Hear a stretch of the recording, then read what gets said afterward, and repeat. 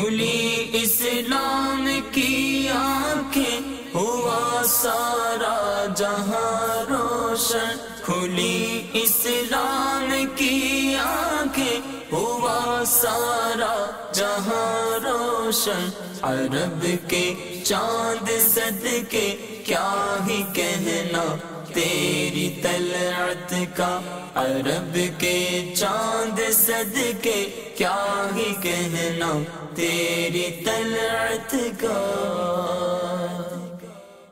الحمدللہ رب العالمین والصلاة والسلام علی سید الانبیاء والمرسلین، اما بعد فاعوذ باللہ من الشیطان الرجیم، بسم اللہ الرحمن الرحیم۔ الصلاة والسلام علیک یا رسول اللہ وعلی آلک واصحابک یا حبیب اللہ، الصلاة والسلام علیک یا نبی اللہ وعلی آلک واصحابک یا نور اللہ۔ سرکار مدینہ قرار قلب و سینہ صلی اللہ تعالی علیہ وآلہ وسلم کی بارگاہ میں ہدیہ درود و سلام پیش کرنے کے بے شمار فضائل ہیں، بہت برکتیں ہیں۔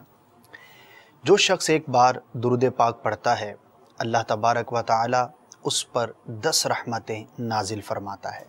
صلو علی الحبیب صلی اللہ تعالی علی محمد صلی اللہ تعالی علیہ وآلہ وسلم۔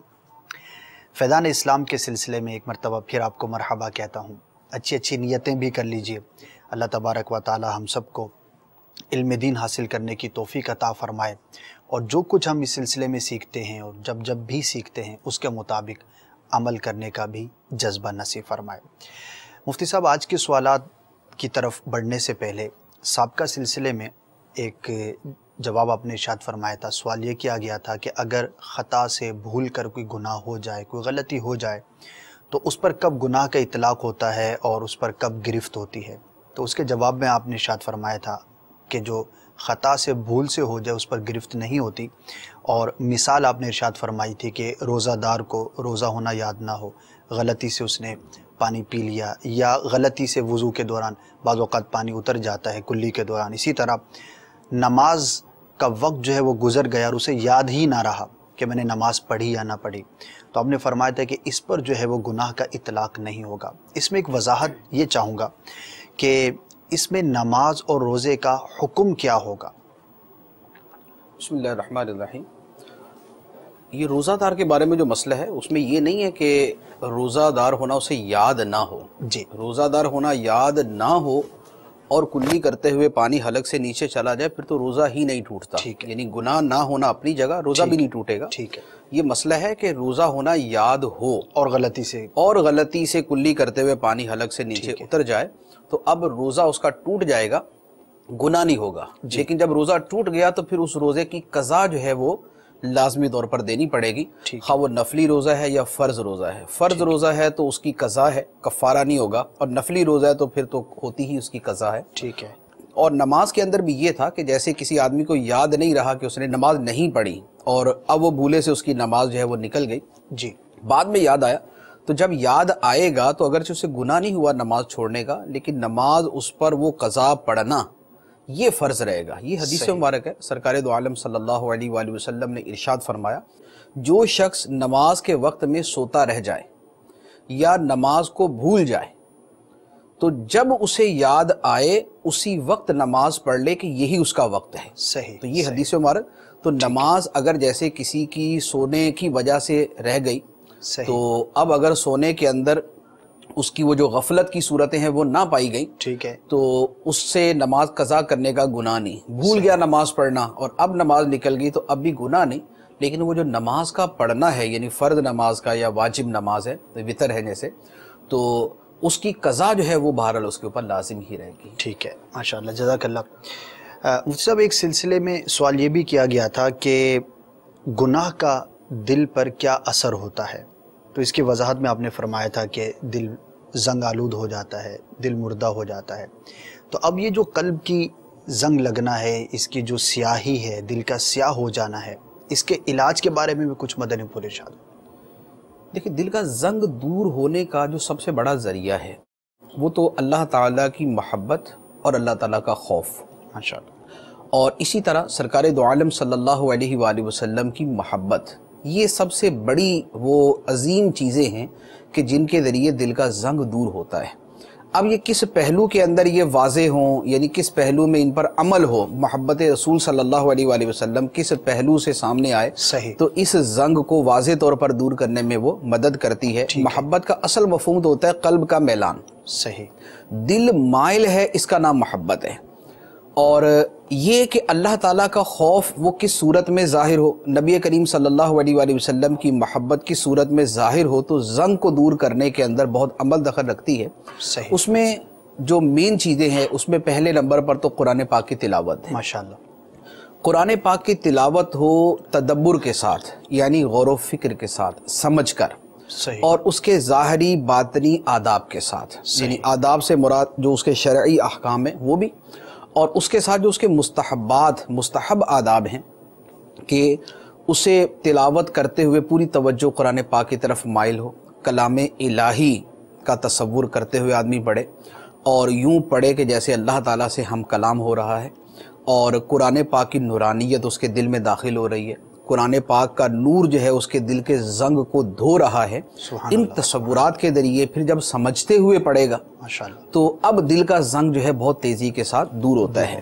اسی طرح ذکر اللہ ہے، اللہ کا ذکر ہو ساتھ فکر کے، یعنی فکر اس کے اندر کیا ہو، تفکر اس کے اندر کیا ہو، اللہ کی یاد ایک تو اللہ تعالیٰ کی محبت کے ساتھ ہو، ماشاءاللہ، یعنی بے توجہی اور غفلت کے اندر نہ ہو، بلکہ بطور خاص اللہ کی محبت کو مستحضر کرتے ہوئے، یعنی ذہن میں لاتے ہوئے اللہ تعالیٰ کا ذکر کرے، لا الہ الا اللہ، سبحان اللہ، والحمد للہ، ولا الہ الا اللہ، واللہ اکبر، ولا حول ولا قوت الا باللہ، سبحان ربی العظیم، سبحان اللہ وبحمدہ، سبحان اللہ العظیم۔ اس طرح کے جتنے بھی اذکار ہیں، تو ذکر اللہ ہو اللہ تعالیٰ کی محبت کو یاد کرتے ہوئے، اللہ تعالیٰ کی نعمتوں کو یاد کرتے ہوئے، اللہ تعالیٰ کے احسانات کو یاد کرتے ہوئے، یہ ذکر اللہ جو ہے یہ دل کا زنگ بہت تیزی کے ساتھ دور کرتا ہے۔ ماشاءاللہ، پھر اس کے ساتھ موت، قبر، آخرت، یہ تین چیزیں وہ ہیں کہ جو زنگ دور کرنے میں بہت زیادہ معاون ثابت ہوتی ہیں۔ آدمی موت کو یاد کرتا ہے، اس کا دل نرم پڑتا ہے، بے شک، قبروں کو دیکھتا ہے، دوسروں کی موت کو یاد کرتا ہے، اپنی قبر کو یاد کرتا ہے، قبر کے اندر جانے کو یاد کرتا ہے، بدن کی بوسیدگی کو یاد کرتا ہے، اس سے دل نرم پڑتا ہے، آخرت کے معاملے کو یاد کرتا ہے، آخرت کے حساب کتاب کو یاد کرتا ہے، اللہ کی بارگاہ میں پیشی اور حاضری کو یاد کرتا ہے، نامہ اعمال کے دیے جانے کو، قیامت کی گرمی کو، پل صراط سے گزرنے کو، وہاں کا ماحول ہوگا اس کو، جب ان چیزوں کو یاد کرتا ہے تو اس سے دل نرم پڑتا ہے، دل کا زنگ دور ہوتا ہے۔ بے شک، تو یہ چیزیں جو ہے یہ بھی اس میں معاون ثابت ہوتی ہیں۔ پھر ایک بہت بڑی چیز دل کا زنگ دور کرنے کے لیے جو پریکٹیکلی جو ہے شاید بہت ہی زیادہ مؤثر ہے، وہ ہے اچھی صحبت۔ ماشاءاللہ، اچھی صحبت جو ہے یہ دلوں کا زنگ ایسا دور کرتی ہے کہ بعض اوقات ایک اچھی صحبت، یعنی ایک اچھی نشست جو ہے یہ آدمی کی زندگی بھر کے زنگ کو دور کر دیتی۔ اللہ اکبر، جیسے آپ کے سامنے بیسیوں بلکہ سینکڑوں ایسے واقعات ہوں گے کہ جیسے دعوت اسلامی کے اجتماع کے اندر شرکت کرتے ہیں یا کوئی قافلے کے اندر سفر کرتا ہے، تو وہ ایک نشست ہوتی ہے، وہ ایک سفر ہوتا ہے، لیکن اس سے اس کی دل کی دنیا بدل جاتی ہے۔ بے شک، وہ دل کی دنیا بدلنا اصل میں کیا ہوتا ہے؟ وہ زنگ ہوتا ہے جو دور ہو جاتا ہے، دور ہو جاتا ہے، اور دل کے اندر وہ نرمی اور وہ چمک اور وہ روشنی اور وہ نور پیدا ہو جاتا ہے کہ جس کے ذریعے فوراً وہ متوجہ الی اللہ، یعنی اللہ تعالیٰ کی طرف متوجہ ہو جاتا ہے اور نیکیوں کے راستے پہ چل پڑتا ہے۔ تو اچھی صحبت جو ہے ماشاءاللہ، یہ بقیہ چیزوں کے حصول کا بھی ذریعہ بن جاتی ہے، یعنی اچھی صحبت سے آدمی کو اللہ کا خوف بھی نصیب ہوتا ہے، صحیح، اللہ تعالیٰ کی محبت بھی نصیب ہوتی ہے، سرکار دو عالم صلی اللہ علیہ وآلہ وسلم کی محبت بھی نصیب ہوتی ہے، قرآن پاک کی تلاوت کی توفیق بھی ملتی ہے، ذکر اللہ کی بھی توفیق ملتی ہے، موت، قبر، آخرت کی یاد بھی اسے نصیب ہو جاتی ہے، درود شریف پڑھنا بھی نصیب ہو جاتا ہے۔ تو زیادہ اگر فوکس صرف اس کے اوپر بھی کر لیا جائے تو یہ بقیہ چیزوں کے لیے بہت زیادہ ان کے حصول کے اندر معاون ثابت ہوتا ہے۔ تو جیسے ہمارے دعوت اسلامی کے ہفتہ وار اجتماعات ہیں یا اس کے علاوہ جو اجتماع ہیں یا مدنی قافلوں میں سفر ہے، ہمارے زمانے میں یوں کہہ لیں اچھی صحبتیں ویسے تو بہت نایاب ہیں، صحیح، یہ چند ایک صورتیں ہیں کہ جن میں یوں کہہ لیں کہ اچھی صحبت ابھی نصیب ہو سکتی ہے، صحیح، اور ہر آدمی کو نصیب ہو سکتی ہے، ہر آدمی کو نصیب ہو جاتی ہے، ہر آدمی کو مل جاتی ہے۔ تو ان کو بھی اگر کوئی اختیار کر لیتا ہے تو اللہ تعالیٰ سے بہت حسن ظن ہے کہ اس کو یہ ساری چیزیں نصیب ہو جائیں گی۔ ماشاءاللہ، اللہ تعالیٰ ہم سب کے قلوب کے جو اندھیریاں ہیں اور جو سیاہیاں ہیں ان کو دور فرمائے. اور اسی لیے بزرگان دین نے، اولیاء کرام نے اپنی کتابوں میں جہاں بھی ہم پڑھتے ہیں تذکرہ ہوتا ہے اچھی صحبت، نیک لوگوں کی صحبت کے بارے میں ہمیں ترغیبات ارشاد فرمائی ہیں. اللہ تعالی ہمیں اس کی توفیق عطا فرمائے. مفتی صاحب یہ ارشاد فرمائیے کہ گناہ کی پہچان کیسے ہو؟ اب یہ ساری چیزیں جو آپ نے بیان فرمائیں، گناہوں کے نقصانات کا تذکرہ ہو رہا ہے، گناہوں کی تباہ کاریاں ہو رہی ہیں. اب ایک سوال ابھرتا ہے ذہن کے اندر کہ عالم تو عالم ہے، مفتی تو مفتی ہے، یا جو اہل علم کی صحبت اٹھانے والے، ایک عام آدمی کے لیے، ایک نارمل جو آدمی ہے اس کے لیے یہ بڑا میٹر کرتا ہے کہ مجھے کیسے گناہ کی پہچان نصیب ہو. اس کا کیا طریقہ ہے؟ دیکھیں، گناہ کی پہچان کا سب سے بڑا طریقہ جو ہے نا وہ تو علم ہی ہے. صحیح. علم ہی سب سے بڑا ذریعہ ہے جس کے ذریعے گناہ کی پہچان ہوگی. اب یہ ہے کہ اس کے اصول آدمی کو پتہ ہو اور پھر ان کے مطابق وہ اپنے علم میں اضافہ کرتا رہے تو اس کو گناہوں کے بارے میں معلومات ملتی رہے. اگر بیان ہو جائیں بنیادی جیسے مثال کے طور پہ ہم نے پچھلی مرتبہ بھی جو گناہ کبیرہ کی تعریف بیان کی تھی نا. جی جی. اب گناہ کبیرہ کی تعریف بھی اگر پوری طرح ذہن میں ہو تو آدمی کو بہت ساری چیزوں کے اندر گناہ کی پہچان فوری طور پہ ہو جائے گی. بجا فرمائیں. اسی طرح گناہ صغیرہ کی تعریف اس کے ساتھ ملا لیں تو اب کبیرہ اور صغیرہ کی تعریف ہوگی تو اس سے بہت سارے گناہوں کا پتہ چل جائے گا. ٹھیک ہے. جیسے فرض کا ترک گناہ کبیرہ ہے، واجب کا ترک گناہ صغیرہ ہے، لیکن بار بار ترک کریں گے تو کبیرہ بن جائے. صحیح. سنت موقدہ کے ترک پر اصرار کرنا، یعنی جیسے زور کی پہلی 4 سنتیں ایک آدمی پڑھتا ہی نہیں ہے، بار بار نہیں پڑھتا، تو اب یہ بار بار نہ پڑھنا جو ہے یہ اسے گناہ کی حد میں داخل کر دیتا ہے، یہ گناہ صغیرہ ہو جاتا ہے. تو یوں فرض کا ترک، واجب کا ترک، سنت موقدہ کا بالاسرار ترک یہ گناہ میں داخل کر دیتا ہے. پھر اسی طرح قرآن و حدیث کے اندر وہ چیزیں کہ جن سے صراحتاً منع کیا گیا، ٹھیک ہے، جیسے لا تقتلوا انفسکم، اپنی جانوں کو قتل نہ کرو، لا تقربوا الزنا، بدکاری کے قریب نہ جاؤ، لا تقتلوا اولادکم، اپنی اولاد کو قتل نہ کرو، یا احل اللہ البیع وحرم الربا، اللہ تعالیٰ نے تجارت کو حلال کیا اور سود کو حرام قرار دے دیا. صحیح. یا اس طرح کی وہ ساری آیات کہ جن کے اندر پرٹیکولر کوئی حکم دیا جاتا ہے. تو اب ایسی جتنی آیات ہیں ان سب میں جیسی آدمی پڑھتا ہے اسے پتہ چل جاتا ہے کہ یہ حرام. جیسے بے حیائی پھیلانا. صحیح. اب قرآن پاک کی جب کوئی آیت، یہ آیت پڑھے گا ان الذین یحبون ان تشیع الفاحشۃ فی الذین آمنوا لہم عذاب علیم فی الدنیا والآخرہ، بے شک وہ لوگ کہ جو یہ پسند کرتے ہیں کہ مسلمانوں میں بے حیائی پھیلے ان کے لیے دنیا و آخرت میں دردناک عذاب ہے. اللہ. یہ آیت سنتے ساتھ ہی پتہ چل جائے گا کہ بے حیائی کا پھیلانا یہ حرام. صحیح. اچھا، پھر بے حیائی بذات خود حرام ہے. وَيَنْهَا عَنِ الْفَحْشَاءِ، اللہ تعالیٰ بے حیائی سے منع فرماتا ہے، پتہ چل جائے گا بے حیائی حرام. اسی طرح یتیم کا مال کھانا. اب آیت مبارکہ جیسے ہی کو پڑھے گا کہ ان الذین یأکلون اموال الیتامی ظلما انما یأکلون فی بطونہم نارا وسیصلون سعیرا، کہ بے شک وہ لوگ جو یتیموں کا مال ظلمن کھاتے ہیں وہ اپنے پیٹ کے اندر آگ بھرتے ہیں اور ان قریب یہ بھڑکتی آگ میں داخل ہوں گے. اب یہ آیت پڑھتے ساتھ ہی پتہ چل جائے گا کہ یتیم کا مال کھانا حرام ہے، لیکن پڑھنا پڑے گا اس کے تو یوں یعنی مطالعہ کرنا پڑے گا، علم حاصل کرنا پڑے گا، علم میں اضافہ کرنا پڑے گا. قرآن پاک کی تلاوت، قرآن پاک کا سمجھنا، احادیث مبارکہ کا پڑھنا، ان کا سمجھنا، دینی کتابیں پڑھنا، ان کا سمجھنا. تو ان چیزوں سے جب جیسے آدمی پڑھتا ہے تو اس کو پتہ چل جاتا ہے کہ یہ چیزیں گناہ ہیں. ماشاءاللہ. تو پھر وہ ہوتا ہے کہ کچھ علماء نے استنباط کے ساتھ بیان کیا ہوتا ہے. ٹھیک ہے. کہ بہت ساری وہ ایسے گناہ ہوتے ہیں کہ جو صراحتاً قرآن یا حدیث میں لکھے ہوئے نہیں ہیں. صحیح.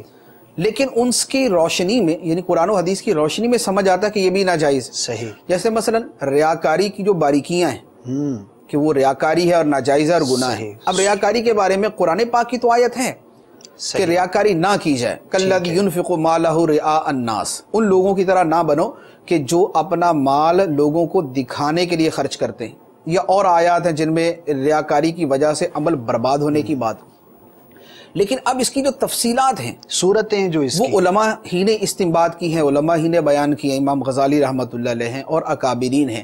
تو یہ جو علماء نے استنباط کر کے بیان کیا پھر ان کے ذریعے پتہ چل جاتا ہے. اسی کے لیے ہم نے پچھلی مرتبہ بھی ایک کتاب کا حوالہ دیا تھا، الزواجر، جہنم میں لے جانے والے اعمال. یہ کتاب جو ہے یہ اس حوالے سے بہت زیادہ نافع، بہت زیادہ جامع ہے. دیکھیں ایک بات میں عرض کروں گا جی کہ دیکھیں معلومات ہونا اور بات ہوتا ہے اور معلومات کے مطابق عمل کرنا اور بات ہے. بے شک. کس کو نہیں پتا کہ نماز فرض ہے؟ صحیح. کس مسلمان کو نہیں پتا کہ نماز فرض؟ سب کو پتا ہوتا ہے، لیکن کیا سارے پڑھتے ہیں؟ صحیح. معلوم ہے لیکن اس معلوم ہونے کے بعد عمل نہیں ہے، تو صرف معلومات کافی نہیں ہوتی، اس کے ساتھ دل میں وہ جذبہ، وہ ترغیب، وہ ایک عمل کرنے کی جو ہے نا وہ اچھی نیت جو ہے یہ ہونا ضروری ہے۔ اس کے بغیر جو ہے صرف کتابیں پڑھتے رہنا، آپ کو ایسے لوگ ملیں گے، میں نے بذات خود دیکھا ہے، پوری صحاح ستہ پڑھی ہوئی ہے، یعنی حدیث کی 6 کتابیں پڑھی ہوئی ہیں، لیکن اس کے باوجود ان کو نماز کا کوئی ذوق نہیں ہے، نماز کا کوئی جذبہ نہیں ہے، یا دیگر نیک اعمال کی طرف کوئی ان کی توجہ نہیں ہے، اخلاق ان کے بد اخلاقی ہے، نمازیں ہیں ان کی جو بے نمازی پن ہے، دیگر اعمال کے اندر ان کی کمی کوتاہی ہے۔ تو یہ جو ترغیب و ترہیب کا دل کے اندر پیدا ہونا نا، یہ بڑا ضروری ہوتا ہے، اور اس میں وہی ہے کہ اس کا طریقہ وہی ہے، ایک تو صرف احکام نہ پڑھے بلکہ اس کے فضائل اور وعیدیں پڑھے، یعنی جو عمل فضیلت والا اس کی فضیلت، جو عمل وعید والا ہے گناہ کا اس کی وعیدیں پڑھے، اس سے دل کے اوپر آدمی کی چوٹ لگتی ہے، اثر ہوتا ہے۔ اور دوسری وہی بات جو ہم نے پہلے عرض کیا کہ اچھی صحبت دل میں وہ جذبہ پیدا کرتی ہے، اسی کے ذریعے عمل کا جذبہ پیدا ہوتا ہے، ورنہ محض معلومات جو ہے وہ اکثر و بیشتر دیکھا گیا کہ عمل کے لیے وہ کفایت نہیں کرتی۔ ماشاءاللہ، جزاک اللہ۔ مفتی صاحب اسی کے ساتھ اسی سوال کو آگے تھوڑا کنٹینیو کروں گا۔ آپ نے فرمایا کہ گناہوں کی یہ پہچان ہے اور یہ طریقہ ہے، کتابیں پڑھنے سے، احادیث، قرآن اور جو علماء کے اقوال ہیں اس سے پتہ چلتے ہیں۔ ایک اور شے بھی ہے ہمارے ہاں کہ بعض لوگ کوئی کام کرتے ہیں اور اس کے بارے میں جب بات کی جائے کبھی خود ہی اس طرح کا اظہار کر دیتے ہیں کہ دیکھیں یار میرا دل اس بات پر مطمئن ہے، یا دل سے فیصلہ کر رہے ہوتے ہیں کہ یار میرا دل اس میں کھٹک رہا ہے۔ تو یہ جو دل کا کھٹکنا یا دل کا مطمئن ہونا، کیا اس کا بھی گناہ کے ساتھ کوئی ریلیشن ہے، اور کیا اس پر ہم اعتماد کر سکتے ہیں کہ جس پر میرا دل مطمئن ہے، جس کو زیادہ لفظ استعمال کرتے ہیں ضمیر میرا مطمئن ہے عوام میں، کہ میرا ضمیر مطمئن ہے لہذا یہ کام درست ہے، تو اس ضمیر کا مطمئن ہونا یا نہ ہونا شریعت کے نزدیک اس پر بھی کچھ مدار ہے؟ دیکھیں کئی چیزیں ہوتی ہیں۔ پہلے نمبر پر تو یہ ہے، یہ جو کہنا ہوتا ہے نا کہ بھئی میں نے یہ کام کیا اور میرا ضمیر مطمئن ہے کہ میں نے صحیح کیا، جی، یعنی زیادہ عذر یہ پیش کیا جاتا ہے، یہ کچھ لوگوں کے اعتبار سے یہ عذر درست ہے، اچھا، کہ وہ یہ کہیں کہ بھئی میرا ضمیر اس کام پر مطمئن ہے، لہٰذا میں نے صحیح کیا یہ، ٹھیک ہے۔ لیکن وہ لوگ کون ہیں؟ وہ کچھ اور طرح کے لوگ ہیں، ان کی میں ڈیٹیل آگے عرض کروں گا۔ پہلی بات تو یہ ہے، دیکھیں حدیث مبارک اس کے بارے میں ہے کہ الاسم ما حاک فی نفسک، کہ گناہ وہ ہے جو تیرے دل میں کھٹکے، جی، تو جو دل میں کھٹکے ضمیر جس کو ملامت کرے، برا سمجھے، وہ گناہ ہے یا وہ بری بات ہے۔ اب اس میں یہ ہے کہ سب سے پہلے تو یہ حدیث مبارک دیر میں رکھیں کہ حدیث مبارک یہ بھی ہے کہ اذا فاتک الحیاء ففعل ما شئت، کہ جب تجھ سے شرم و حیا ختم ہو جائے تو پھر جو چاہے کر۔ صحیح، مراد یہ کہ جب آدمی کی شرم و حیا ختم ہو جاتی ہے تو پھر وہ اس کو کوئی پرواہ نہیں ہوتی، اچھا ہے برائی اس کے لیے برابر ہو، چاہے وہ کرے، ٹھیک ہے۔ اب اگر کسی کی یہ کیفیت کہ اس کی شرم و حیا اور اس کا لحاظ جو ہے وہ ختم ہو چکا ہے، صحیح، اور وہ جرات کے ساتھ اور بے باکی کے ساتھ اور نڈر پن کے ساتھ وہ گناہوں کا ارتکاب کرتا ہے اور اس کے بعد بولتا ہے کہ میرا ضمیر مطمئن ہے، تو ایسے آدمی کا ضمیر تو کبھی بھی معتبر نہیں ہوگا، صحیح، یعنی ایسے کا ضمیر ہی بے ضمیر ہے، صحیح، ضمیر مردہ ہے اس کا، وہ ضمیر مردہ ہے نا، تو ایسے آدمی کا یہ کہنا کہ میرا ضمیر مطمئن ہے اس کا کوئی اعتبار نہیں ہوگا۔ اچھا، دوسری بات، ایک اور حدیث مبارک جہاں پر تردد والا معاملہ ہو، جی، تردد والا معاملہ ہو، وہاں حدیث مبارک یہ ہے کہ دع ما یریبک الی ما لا یریبک، جس شے میں شک ہے اسے چھوڑ دے، صحیح، اور اس کو اختیار کر لو جس میں شک نہیں، ٹھیک، یعنی تردد والے، شبے والے، شک والے کام کو نہ کیا جائے۔ جس کام کے بارے میں شک ہے یار پتہ نہیں جائز ہے، پتہ نہیں ناجائز، تو وہاں شبے والے کو چھوڑ دیا جائے، صحیح، اور جو بلا شبہ کا درست ہے اسے اختیار کر لیا جائے۔ دوسری بات، تیسری بات یہ کہ کچھ احکام وہ ہیں جن کا شریعت نے واضح طور پہ حکم بتا دیا، صحیح، جیسے بخاری شریف کی حدیث مبارک ہے، نبی کریم صلی اللہ تعالی علیہ وآلہ وسلم نے ارشاد فرمایا الحلال بین والحرام بین وبینہما مشتبہات، حلال بھی بالکل واضح ہے اور حرام بھی بالکل واضح ہے، لیکن ان کے درمیان میں کچھ شبے والے امور ہیں، کچھ شبے والی چیزیں بھی، ٹھیک ہے۔ اب وہ شبے والی چیزوں کے بارے میں کیا کیا جائے؟ فرمایا کہ فَمَنِ اتَّقَى الشُّبُهَاتِ فَقَدِ اسْتَبْرَأَ لِدِينِهِ وَعِرْضِهِ، جو شبے کے کاموں سے بچ گیا اس نے اپنے دین کو بھی بچا لیا، اپنی عزت کو بھی بچا لیا۔ کیا بات! تو جو شریعت کا اصول ہے وہ یہ ہے، جو واضح طور پہ حلال ہے، جس کا بیان یعنی قرآن و حدیث میں حلال ہونا واضح طور پہ آ گیا، اب اس کے بارے میں کسی کا ضمیر اس کو کہتا کہ نہیں یار یہ صحیح نہیں لگ رہا، تو یہاں ضمیر پر عمل نہیں ہوگا، صحیح، کیونکہ جب اس کو دین نے واضح طور پہ حلال کر دیا تو اب وہاں ضمیر کا کوئی عمل دخل نہیں رہا۔ دوسری بات وہ ہے کہ جسے شریعت نے واضح طور پہ حرام کہہ دیا، ناجائز کہہ دیا، گناہ کہہ دیا، اب جسے گناہ قرار دے دیا وہاں پر ضمیر کہتا ہے کہ نہیں کر رہو کوئی مسئلہ نہیں ہے، وہاں بھی ضمیر کی نہیں مانی جائے گی۔ صحیح صحیح۔ تیسرے نمبر پہ وہ کام ہے کہ جس میں شبہ ہے، تردد ہے، شک ہے، پتہ نہیں جائز ہے، پتہ نہیں ناجائز، وہاں شریعت نے رہنمائی یہ فرمائی کہ شبے کے کاموں سے بچو، جو بچے گا وہ اپنے دین اور اپنی عزت کو بچا لے گا، یعنی نہ تو لوگ اس کو بولیں گے دیکھو یار یہ کیا کر رہا ہے، صحیح، اور اس کا دین بھی محفوظ رہے گا کہ تقوی اور ورع کی قسم کے اندر یہ شے داخل ہے۔ اب اس کے بعد بعض اوقات ایسی چیزیں آ جاتی ہیں کہ جن کے بارے میں واقعی ایسا ہو کہ تردد ہو سکتا ہے کہ یہ میں کروں یا نہ کروں، صحیح، اس کا کرنا درست ہوگا یا درست نہیں ہوگا، ٹھیک ہے، دونوں طرف وضاحت نہیں ہے، دونوں طرف کی پہلو ہیں۔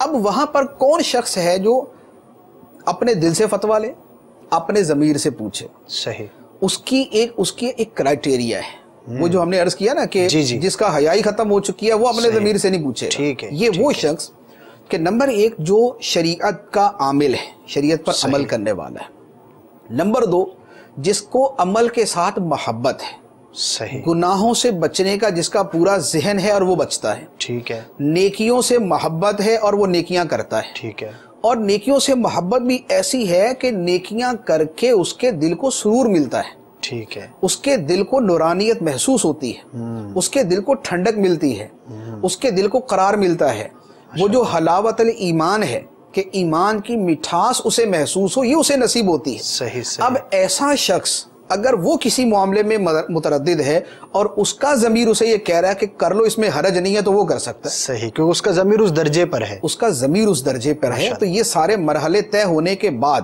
اور ایسا ضمیر والا ہمارے زمانے میں تلاش کرنا کافی مشکل ہے، لہذا ہر آدمی اس کے مطابق فیصلہ نہیں کر سکتا۔ شریعت کا پابند، با عمل، علم دین صحیح رکھنے والا، حلال و حرام کی واضح پہچان رکھنے والا، دل کے اندر ایمان کی لذت اور مٹھاس کو محسوس کرنے والا، وہ اگر کسی معاملے میں متردد ہے اور وہ اپنے ضمیر سے پوچھ کے عمل کرتا ہے اور ضمیر اجازت دیتا ہے تو پھر ٹھیک ہے، پھر ٹھیک ہے۔ جزاک اللہ۔ مفتی صاحب، یہ دل کا گناہ گار کیا ہوتا ہے؟ دیکھیں، دل کا گناہ گار ویسے تو وہ ہے کہ جو دل کے گناہ کا مرتکب ہو، صحیح، وہ دل کا گناہ گار ہے۔ قرآن پاک کے اندر دل کا گناہ گار قرار دیا ہے اس شخص کو جو گواہی کو چھپائے، یعنی ایک گواہی ہے کہ اگر وہ گواہی دیتا ہے تو مظلوم کو اس کا حق مل جائے گا، اور گواہی چھپاتا ہے تو مظلوم کا حق مارا جائے گا۔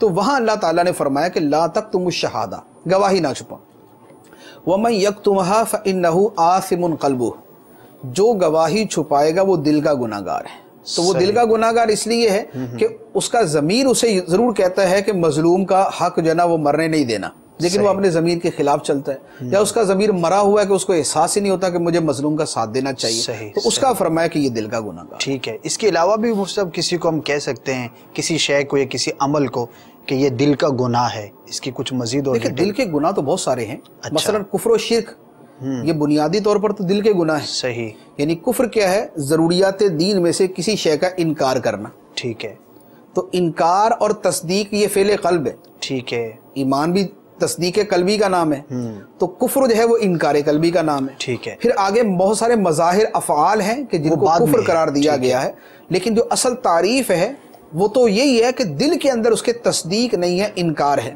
تو یہ کفر ہے۔ صحیح۔ اچھا، اسی طرح شرک جو ہے، اللہ تعالیٰ کے ساتھ کسی کو شریک ٹھہرانا، ٹھیک ہے، اصل تو یہ فعل قلب ہے کہ دل میں آدمی اللہ کا کسی کو شریک سمجھتا ہے، اس کے آگے پھر اس کے مظاہر آ جاتے ہیں۔ ٹھیک ہے۔ اچھا، منافقت ہوتی دل کے ساتھ ہے، کیونکہ وہ بندہ ظاہری طور پہ تو ساری حرکتیں مسلمانوں والی کرتا ہے، نماز پڑھتا ہے، روزہ رکھتا ہے، دیگر افعال کرتا ہے، لیکن دل کے اندر اس کے تصدیق موجود نہیں ہوتی، تو وہ اس کے دل کا ہی فعل ہے۔ تو یہ تو واضح طور پہ کفر، شرک اور منافقت وہ چیزیں کہ جن کو دل کے گناہ بڑی آسانی سے سمجھا جا سکتا ہے۔ ٹھیک ہے۔ اس کے علاوہ بھی پھر بہت سارے گناہ ہیں جن کا تعلق دل کے ساتھ ہے، مثلا تکبر ہے۔ تکبر کا مطلب ہے کہ دوسرے مسلمان کو حقیر سمجھنا۔ اب جو کسی کو حقیر سمجھنا ہے تو یہ سمجھنا جو ہے یہ دل کا ہی فعل ہے، یہ سمجھنا دل کا فعل ہے۔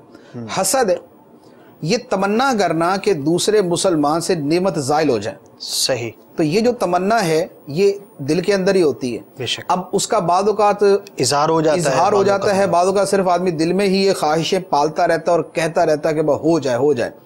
اچھا ریاکاری ہے، ریاکاری تو بالکل ہی دل سے ہوتی ہے. اس کا صدور اگرچہ افعال سے ہوتا ہے، اعضاء سے ہوتا ہے، لیکن اصل تو دل کے اندر نیت ہوتی ہے نا کہ لوگ مجھے اچھا سمجھیں، مجھے عبادت گزار سمجھیں، یہ نیتیں ہوتی ہیں. تو تکبر ہے، حسد ہے، ریاکاری. اچھا بغض و کینہ، دل کے اندر کسی کا کینہ اور بغض جما لینا اور وہ دل کے اندر اس کینے کو پالتے رہنا دلی کا فعل ہے اور یہ ناجائز ہے، گناہ ہے. تو یہ افعال قلب ہیں اور یہ ان افعال کا مرتکب جو ہے وہ دل ہی کا گناہگار کہلائے گا. اسی لیے شرعی اصطلاح کے اندر بھی انہیں امراض القلب کہا جاتا ہے، دل کی بیماریاں، باطنی امراض کے نام سے اس کو یاد کیا جاتا ہے، باطنی بیماریاں. تو یہ دل کے امراض ہیں. اور اس لیے حدیث مبارک کے اندر بھی یہ فرمایا گیا کہ بدن کے اندر ایک ٹکڑا ہے، اگر وہ سدھر جائے تو سارا بدن سدھر جاتا ہے، اور اگر وہ بگڑ جائے تو سارا بدن بگڑ جاتا ہے. سن لو وہ دل ہے. صحیح. کہ دل سدھر جاتا ہے، دل سے حسد، کینہ، بغض، تکبر نکل جاتا ہے اور اس میں اخلاص، صبر، شکر، توکل، یقین، مراقبہ، محاسبہ، اللہ سے محبت، یہ چیزیں پیدا ہو جاتی ہیں. یہ دل سدھر گیا، یہ دل سدھر گیا تو سارے اعضاء سدھر جاتے ہیں، سارا بدن سدھر جاتا ہے. اور یہ دل بگڑ جائے، اس سے اخلاص نکل جائے، اس میں ریاکاری داخل ہو جائے، اس سے عاجزی نکل جائے، تکبر داخل ہو جائے، اس سے خیر خواہی نکل جائے، حسد داخل ہو جائے، اس کے اندر دوستی نکل جائے، اس میں کینہ اور بغض داخل ہو جائے، تو یہ دل بگڑ گیا. جب دل بگڑ گیا تو اب پورا بدن بگڑ جاتا ہے. پھر بندہ کام بھی وہی والے کرتا ہے جو حسد کا تقاضا ہو، جو تکبر کا تقاضا ہو، جو ریاکاری کا، جو کینے کا، جو بغض کا تقاضا، پھر آدمی کام بھی وہی کرتا ہے. صحیح. تو یوں جو ہے دل کا سدھرنا پورے بدن کا سدھرنا، دل کا بگڑنا پورے بدن کا بگڑنا، پورے بدن کا بگڑنا ہے. بڑی اہم بات ہمیں معلوم ہوئی اور یقیناً حقیقت بھی یہی ہے کہ ہم جو بھی کام کرتے ہیں، ظاہری اعضاء ہمارے جو بھی کام کرتے ہیں، سب سے پہلے اس کا خیال جو ہے وہ دل میں پیدا ہوتا ہے. جب دل حکم لگاتا ہے، جب دل پر ہم ایک ارادہ غالب کر لیتے ہیں کہ مجھے یہ کام کرنا ہے. اسی طرح بچنے میں بھی جس کام سے بچنے کا ہمارا ذہن، دل و دماغ جو ہے وہ ہمیں حکم دیتا ہے، اسی سے ہم بچ پاتے ہیں. تو بڑی ہی اہم بات حدیث پاک بھی ہم نے سنی. تو اللہ تبارک و تعالیٰ کی بارگاہ میں دعا بھی کریں کہ یا اللہ عز و جل. اس طرح کی روایتوں میں دعائیں بھی موجود ہیں کہ جس میں بالخصوص دل کے استقامت علی الدین کے بارے میں دعائیں کی گئیں، اور اس طرح کے مضامین جو ہے وہ دعاؤں کے اندر ہمیں ملتے ہیں. دعا بھی کریں اور اس کے ساتھ ساتھ عملی طور پر کوشش بھی کریں، اچھی صحبت اختیار کریں، مدنی قافلوں میں سفر اختیار کریں، مبلغین کے بیانات میں شرکت کریں. مدنی چینل دیکھنا بہترین ایک اچھی صحبت کا ذریعہ ہے، اس کو دیکھتے رہیں. اور ساتھ ہی ساتھ جو مفتی صاحب نے فرمایا کہ معلومات ہی پر اکتفا نہ کریں بلکہ عملی طور پر کوشش کرنا یہ بھی ضروری ہے. اللہ تعالی ہم سب کو نصیب فرمائے. مفتی صاحب ایک اور لفظ استعمال ہوتا ہے جب بھی گناہ کا تذکرہ ہوتا ہے، گناہ گار کا ذکر ہوتا ہے، یا اس باب میں کوئی بھی کلام ہم کرتے ہیں تو ایک بڑا معروف لفظ ہے کہ فاسق ہونا کسی کا. تو یہ فاسق کی کیا ہم تعریف کریں گے؟ کس کو ہم فاسق سمجھ سکتے ہیں، کہہ سکتے ہیں؟ اندر شریعہ جو ہے فاسق کون ہوتا ہے، اس کے بارے میں کچھ رہنمائی ارشاد فرمائیں. دیکھیں فاسق کا لفظ جو ہے یہ فسق سے بنا ہے، فا سین قاف. ٹھیک ہے. فسق کا لغوی معنی ہوتا ہے نکل جانا، باہر نکل جانا، خروج. اور شرعی اعتبار سے فسق کا مطلب ہے اللہ کی فرما برداری سے باہر نکل جانا. اب یہاں پر دو چیزیں ہوتی ہیں جی. ایک ہے کبیرہ کا ارتکاب اور ایک ہے صغیرہ گناہ کرنا، یعنی کبیرہ گناہ کرنا یا صغیرہ گناہ کرنا. جو آدمی کبیرہ گناہ ایک مرتبہ بھی کرے وہ فاسق ہے. صحیح. اور صغیرہ گناہ جو بار بار کرے وہ فاسق ہے. ٹھیک ہے. تو لہذا فاسق کا جو اطلاق ہوگا، یعنی فاسق کا جو لفظ بولا جائے گا وہ بولا جائے گا جو کبیرہ گناہ کرے یا صغیرہ گناہ بار بار کرے. صحیح. اب اس کے ساتھ پھر اس میں دو صورتیں بن جاتی ہیں کہ وہ چھپ کر کرتا ہے یا اعلانیہ کرتا ہے. ٹھیک ہے. اگر وہ چھپ کر کرے تو پھر اسے فاسق کے غیر معلن کہا جاتا ہے. صحیح. اور اگر وہ اعلانیہ گناہ کرے تو پھر اسے فاسق معلن یا فاجر کہا جاتا ہے. تو گویا اب فاسق معلن کا لفظ یا فاجر کا لفظ اس کے لیے استعمال ہوتا ہے. پھر فسق کی دو قسمیں. جی. ایک فسق کی قسم ہے جس کا تعلق عقیدے کے ساتھ ہے. صحیح. اور ایک فسق کی وہ قسم ہے جس کا تعلق عمل کے ساتھ ہے. صحیح. قرآن پاک میں جو فسق عملی ہے اس کا بھی بیان ہے. جیسے خنزیر کا گوشت کھانا، اسے فسق فرمایا گیا. اور فسق عقیدہ جو ہے یعنی عقیدے کے اعتبار سے کوئی فاسق، اس کا بہت زیادہ بیان ہے. بلکہ زیادہ تر جو قرآن پاک کے اندر فاسق کا لفظ ہے وہ فاسق العقیدہ کے بارے میں استعمال ہوا، بد عقیدہ کے حوالے سے. تو جو عقیدہ جس کا فاسد ہے، جیسے صحابہ کرام کے زمانے کے اندر ہی قدریہ فرقہ پیدا ہو گیا تھا جو تقدیر کا منکر تھا. اچھا. ایک جبریہ فرقہ پیدا ہو گیا تھا جو انسان کو مجبور محض مانتا تھا کہ انسان مجبور ہے اور وہ بس وہی ہوتا ہے کہ وہ خود نہیں کچھ کرتا, اس سے وہ کروا لیا جاتا ہے. تو یہ قدریہ فرقہ, جبریہ فرقہ, صحیح. اور اسی طرح خارجی فرقہ تھا. خارجی فرقہ وہ تھا جن کی یعنی بڑی جو پہچان حضرت عبداللہ ابن عمر رضی اللہ تعالیٰ عنہما نے بیان فرمائی تھی وہ یہ تھی کہ یہ جو کفار کی آیتیں ہیں, جو مشرکوں کے بارے میں آیتیں ہیں, وہ مسلمانوں پر منطبق کرتے ہیں. صحیح. تو اب یہ پہچان آج تک چلتی آ رہی ہے. آج بھی بہت سارے ایسے ہیں کہ جو بتوں کے بارے میں آیتیں ہیں وہ نبیوں ولیوں پر منطبق کر دیتے ہیں, جو کافروں کے بارے میں آیتیں ہیں وہ مسلمانوں کے اوپر منطبق کر دیتے ہیں. صحیح. معتزلہ فرقہ گزرا, عذاب قبر کا منکر تھا, صفات باری تعالیٰ کے اندر ان کی عجیب و غریب تعویلات تھی, قرآن پاک کے بارے میں ان کے عقائد عام مسلمانوں سے ہٹ کر تھے, کلام اللہ ہے یا نہیں اس حوالے سے. ٹھیک ہے. تو یہ ہے فاسق العقیدہ کہ جس کا عقیدہ بگڑ گیا, جو عقیدے میں اللہ کی فرما برداری سے نکل گیا. ٹھیک ہے. اور جو عمل کے اندر فرما برداری سے نکل گیا تو وہ فاسق العمل ہو جاتا ہے. تو فسق کا لغوی معنی وہی کہ نکل جانا, باہر نکل جانا. ٹھیک ہے. اور اصطلاحی معنی اللہ تعالیٰ کی نافرمانی سے باہر نکل جانا. باہر نکل جانا. پھر وہی ہے کہ کبیرہ کیا تو فاسق, صغیرہ پر اصرار کیا تو فاسق, چھپ کر کیا تو فاسق غیر مولن, اعلانیہ کیا تو فاسق مولن یا اسے فاجر کہا جائے گا. اور پھر آگے وہی تقسیم ہے کہ عقیدے کے اعتبار سے یا عمل کے اعتبار سے. ٹھیک ہے. ماشاءاللہ. مفتی صاحب میں چاہوں گا کہ ناظرین کے سوالات کو کچھ شامل کر لیا جائے. میسیج کے ذریعے ایک سوال آیا ہے اور بڑا عمومی بھی ہے اور بہت سارے مقامات پر لوگوں کو اس کا سامنا کرنا پڑتا ہوگا. سائل نے یہ کہا ہے کہ میرا دل چاہتا ہے کہ میں داڑھی رکھوں لیکن والدہ منع کرتی ہیں, تو مجھ پر کیا حکم ہے, کیا میں نہ رکھنے پر گناہ گار ہوں گا؟ یہ تو خاص صورت پر انہوں نے سوال کیا. عمومی طور پر دیکھیں تو بہت ساری چیزوں کے اندر کوئی شخص جو ہے وہ اپنے والدین کی وجہ سے, دوستوں کی وجہ سے کسی کام کے کرنے یا نہ کرنے کے اندر اگر وہ راغب یا اسے رکتا ہے تو اس کے بارے میں شریعت کیا حکم دیتی؟ اس کے بارے میں ہم نے پہلے بھی ایک سلسلے میں بات کی تھی جی کہ والدین کی اطاعت کرنا جائز کاموں کے اندر ضروری ہے, لیکن اگر وہ گناہ کی بات کہیں گے تو پھر ان کی بات نہیں مانی جائے گی. حدیث مبارکہ بڑی واضح طور پہ مسلم شریف کی حدیث مبارک ہے. نبی کریم صلی اللہ علیہ وآلہ وسلم نے ارشاد فرمایا انما الطاعۃ فی المعروف. صحیح.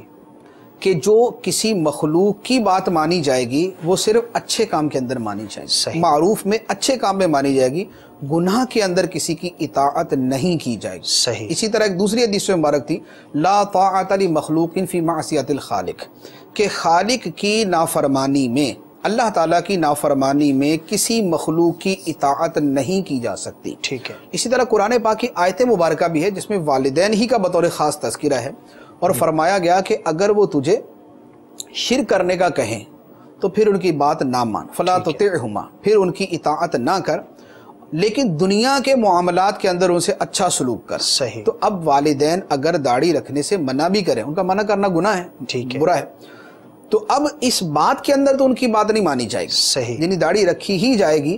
نبی کریم صلی اللہ علیہ وآلہ وسلم نے جب حکم دیا کہ داڑھی بڑھاؤ, صحیح, مونچھیں پست کرو, تو اب ایک طرف اللہ کے رسول صلی اللہ علیہ وآلہ وسلم کا حکم ہے جو اللہ کا حکم, بے شک, اور ان کے مد مقابل جو ہے والدین کا کہنا ہے. تو بڑی واضح سی بات ہے کہ جہاں پر والدین ایک بات کہیں اور اللہ کے رسول صلی اللہ علیہ وآلہ وسلم کا فرمان اس کے برخلاف ہو تو وہاں اللہ کے رسول علیہ الصلوۃ والسلام کی اطاعت کی جائے گی, وہاں انہی کی بات مانی جائے گی.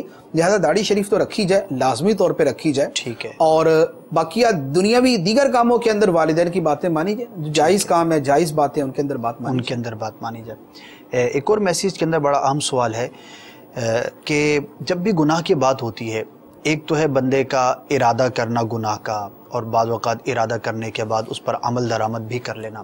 ایک اور بڑی عجیب و غریب کیفیت ہوتی ہے جس کو ہم وسوسے سے تعبیر کرتے ہیں, کسی گناہ کا خیال آنا یا طرح طرح کے وسوسے آتے ہیں. اس کی بھی ایک پوری طویل لسٹ ہے. تو سائل نے تو یہ پوچھا کہ وسوسے کیوں آتے ہیں, تو اگر یہ بھی بیان ہو جائے کہ اس کی اصل وجہ کیا ہوتی ہے اور ساتھ میں اس کا حکم بھی بیان ہو جائے. وسوسے آنے کی جو وجہ ہے نا وہ تو نفس اور شیطان ہے. ٹھیک ہے. کہ شیطان جو ہے وہ انسان کے دل کے اندر وسوسے ڈالتا ہے. قرآن پاک کی آیت مبارکہ ہے الذی یوسوس فی صدور الناس من الجنۃ والناس, کہ وہ جو لوگوں کے دلوں میں وسوسے ڈالتا ہے, جنوں میں سے بھی ہے, انسانوں میں سے بھی ہے. یعنی وہ جو خناس وسوسے ڈالتا ہے وہ انسان بھی ہو سکتا ہے، وہ جن بھی ہو سکتا ہے. صحیح. یعنی جیسے انسان بھی تو ہے نا، دوسروں کو الٹی سیدھی پڑھا کے الٹی سیدھی باتیں کر کے ان کے دل میں وہ باتیں ڈال دیتے ہیں، یہ بھی وسوسے کے زمرے کے اندر ہی آتی ہے. ٹھیک ہے. اور ویسے یہ ہے کہ وسوسہ ڈالنا شیطان کے مین کاموں میں سے، یعنی جو اس کے بڑے کام کرنے ہوتے ہیں وہ یہی کرتا ہے. ٹھیک ہے. کہ لوگوں کو گناہ کی طرف گناہ کے وسوسے ڈالتا ہے، کفر کے وسوسے ڈالتا ہے. صحیح. اور اسی طرح نفس سے بھی آدمی کو وسوسے آتے ہیں، صحیح. وساوس نفسانی بھی ہوتے ہیں، تو وہ بھی اسی طرح کی اس کی صورت ہوتی ہے. جیسے رمضان کے اندر شیطان قید ہے، وسوسے پھر بھی آ رہے ہیں. صحیح. تو وہ اب اس کے اندر نفس جو ہے نا وہ اپنا کام دکھا رہا ہوتا ہے، اور چونکہ وہ شیطان کے ساتھ ذرا زیادہ رابطے کی وجہ سے قوی ہو چکا ہوتا ہے، اس لیے اس کے وسوسے بھی اتنے ہی مؤثر ثابت ہو رہے ہوتے ہیں جتنے شیطان کے وسوسے ہو رہے ہوتے ہیں. تو وسوسے کی جو بیسک ہے وہ تو شیطان اور نفس ہے. امام غزالی رحمۃ اللہ علیہ نے منہاج العابدین میں اس پر بڑا خوبصورت کلام کیا ہے، لیکن وہاں جو زیادہ کلام ہے وہ اولیاء کرام یا نیک لوگوں کے حوالے سے. صحیح. صحیح. کہ ان کے دل میں جو خیالات آئیں وہ اس کو کیسے پہچانے کہ یہ رحمانی ہے یا شیطانی. صحیح. تو وہاں یہ بحث ہے. لیکن جدا گانا وسوسے کا بارہ ہر کوئی جانتا ہے. صحیح. اور اس پر امیر اہل سنت کا ایک رسالہ بھی ہے، وسوسے اور ان کا علاج. اس کے اندر بھی اس کی تفصیلات مل جاتی ہیں. باقی یہ ہے کہ اب دل میں وسوسے آتے ہیں، اس پر گناہ ہے یا نہیں. گناہ ہے یا نہیں. اس پر عرض یہ ہے کہ وسوسے کی بہت ساری قسمیں ہیں. ٹھیک ہے. یعنی 5 قسمیں بیان کی جاتی ہیں. ان میں عام یہ ہوتا ہے کہ جیسے ایک آدمی کے دل میں گناہ کا خیال آتا ہے کہ میں یہ گناہ کروں، جیسے بدنگاہی ہے، بدنگاہی کا اس کا ارادہ بنتا ہے میں کروں، پھر وہ کہتا ہے نہیں کرنی. صحیح. یہ جو وسوسہ ہے اس کا گناہ نہیں. گناہ نہیں ہے. اس کا گناہ نہیں. پھر اس سے اگلا درجہ، پھر اس سے اگلا درجہ، پھر اس سے اگلا درجہ، یوں کر کے ایک 5واں درجہ ہے جسے عزم کہا جاتا ہے. اچھا. عزم کا مطلب ہے پکا ارادہ. صحیح. عزم مصمم جسے ہم کہتے ہیں. ٹھیک ہے. عزم مصمم کے اوپر گرفت ہے. اچھا. وہ گناہ اس کے اوپر گناہ ملتا ہے. صحیح. وہ یہ ہے کہ آدمی گناہ کے لیے اپنی طرف سے اسباب مہیا کر لیتا ہے اور اپنی طرف سے کوشش کر لیتا ہے. ٹھیک ہے. اب اس کے بعد وہ گناہ کر نہیں پاتا. صحیح. ایک آدمی گھر سے چوری کے لیے نکلا، اب اس سے ہو نہیں سکی کسی وجہ سے، آگے پولیس کھڑی ہے، کچھ بھی ہے، گناہ اس سے ہوا نہیں، لیکن گھر سے نکل پڑا وہ. اس کا جو اپنا عمل ہے، یہ اس کا عزم مصمم جو اس کے ارادے اور حرکتوں سے ظاہر ہو گیا، اس کی وجہ سے یہ گناہگار ہو جائے گا. اس سے بھی مزید ڈیٹیل علماء نے بیان کی ہے، لیکن یہ گناہ کی ایک واضح صورت میں نے آپ کو عرض کر دی ہے کہ عزم جہاں پر پایا جائے وہاں گناہ ہوتا ہے. اسی طرح ایک گناہ کی اور صورت بھی ہوتی ہے، وہ ہوتا ہے کہ آدمی اپنے تصورات کے اندر بے حیائی کا کام کرے. صحیح. یہاں جب آدمی اپنے تصور میں بے حیائی کا کام کرتا ہے تو اسے گناہ ملتا ہے. اچھا. یعنی اس کو پال لینا، اس پہ غور و فکر کرتا رہے، وہ اس کو یعنی اپنے تصور میں پورا ہی گناہ کر لیتا ہے. قصدن جو ہے وہ کر رہا ہے، وہ اپنے تصور میں پورا گناہ وہ کر رہا ہے. صحیح. اس کے اوپر اسے گناہ ملتا ہے. یہ وسوسے کا ابتدائی درجہ نہیں ہے، یہ اس کا انتہائی درجہ. صحیح. صحیح. جزاک اللہ. مفتی صاحب 1-2 کالز ہیں شامل کر لیتے ہیں.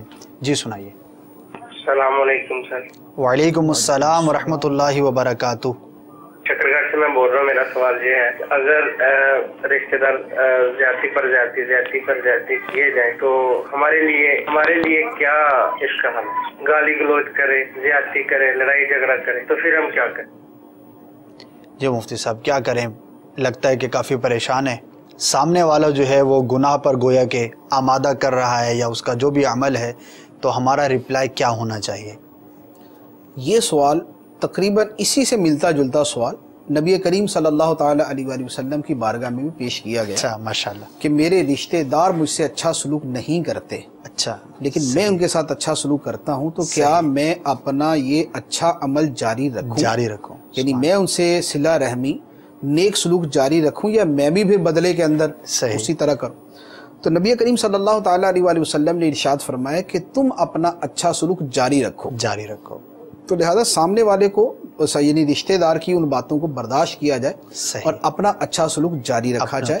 اور اسی طرح پھر ایک حدیث مبارک بھی ہے کہ یہ اس طرح جیسے گالیاں دینا، برا بلا کہنا، یہ اس کی طرف سے قطع رحمی ہے. یعنی رشتہ داری کو توڑنا ہے. صحیح. اور اس کے تقاضوں کے برخلاف کرنا ہے. صحیح.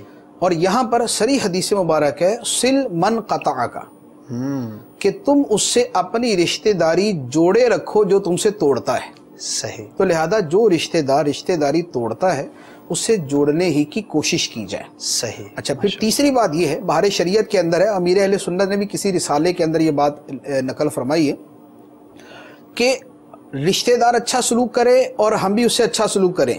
یہ تو ادلا بدلا ہے. صحیح. یہ تو ادلا بدلا ہے جو کسی کے ساتھ بھی آدمی کرتا ہے.